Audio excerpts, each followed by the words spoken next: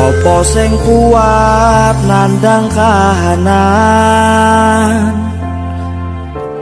sopo sing ora krasa kelangan, ditinggal pas sayang-sayange, pas lagi jeru-jerune kowe milih dalan liyane.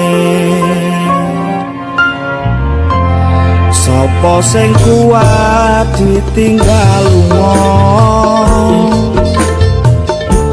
sopo sing atine ora lara, kenangan sing wis tak lakoni tak simpen ning jero ati, dhewe wis ra dadi siji.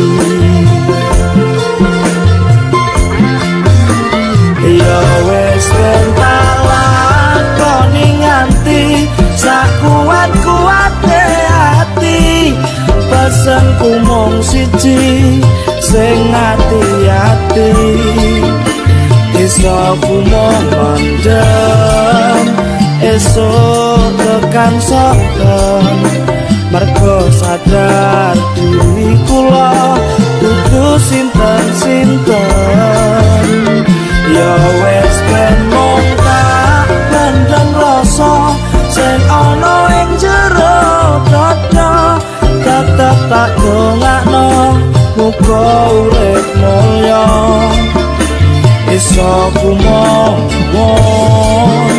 muga ora keton cekap semanten matur nuwun.